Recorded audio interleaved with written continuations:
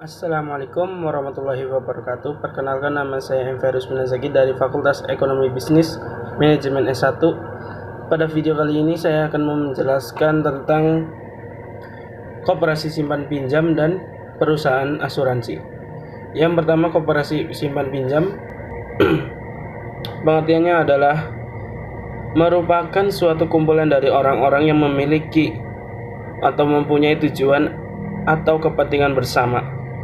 Yang kedua, sumber-sumber dana koperasi dibagi menjadi dua dari para anggota koperasi berupa iuran wajib, iuran pokok, dan iuran sukarela. Kemudian yang kedua, dari luar koperasi, badan pemerintah, perbankan, lembaga swasta lainnya. Jenis-jenis koperasi, yang pertama koperasi produksi, koperasi konsumsi, koperasi simpan pinjam, dan koperasi serbaguna. Yang keempat, keuntungan koperasi. Yang pertama adalah bunga yang dibebankan kepada peminjam, biaya administrasi setiap kali transaksi, hasil investasi di luar kegiatan koperasi. Yang kelima, pendirian koperasi. Pendirian koperasi cukup sederhana, yaitu cukup dengan minimal 20 orang yang membuat kesepakatan dengan akte notaris. Kemudian daftarkan Kanwil Departemen Koperasi setempat untuk mendapatkan pengesahannya. Kemudian menjelaskan perusahaan asuransi. Yang pertama adalah pengertian asuransi.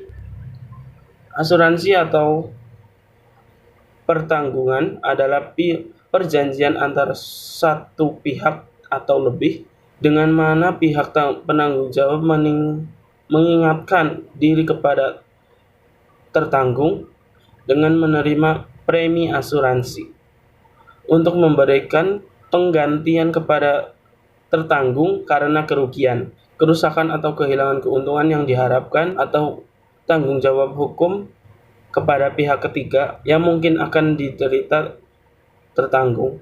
Yang kedua adalah perkembangan asuransi. Asal mula kegiatan asuransi dijalankan di Indonesia merupakan kelanjutan asuransi yang ditinggalkan oleh pemerintah Hindia Belanda. Sedangkan peraturan pemerintah Indonesia yang mengatur tentang asuransi baru dikeluarkan pada tahun 1976. Dengan keluarnya surat keputusan Menteri Keuangan pada waktu itu, kemudian surat keputusan Menteri Keuangan nomor 1136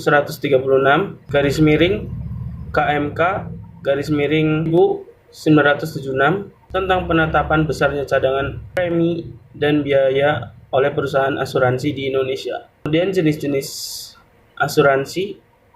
Yang pertama dilihat dari segi fungsinya ada 3. Yang pertama adalah asuransi kerugian, asuransi jiwa, dan reasuransi.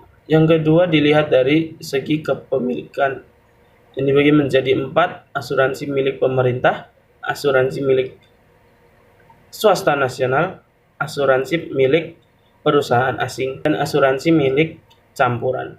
Keuntungan asuransi, yang pertama bagi perusahaan asuransi, keuntungan dari premi yang diberikan oleh nasabah. Yang kedua, keuntungan dari hasil penyertaan modal di perusahaan lain.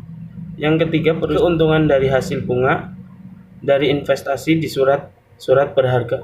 Yang kedua, bagi nasabah, yang pertama memberikan rasa aman, merupakan simpanan yang pada saat jatuh tempo dapat ditarik kembali, terhindar dari resiko kerugian atau kehilangan. Yang kelima, prinsip-prinsip asuransi. Yang pertama, insurable intent. Yang kedua, utmost good faith atau itikat baik. Yang ketiga, indemnity atau ganti rugi. Yang keempat, proximate cost. Yang kelima, subrogation. Yang keenam, contribution. Kemudian jenis-jenis resiko yaitu ada resiko murni, resiko spekulatif, resiko individu. Terima kasih. Wassalamualaikum warahmatullahi wabarakatuh.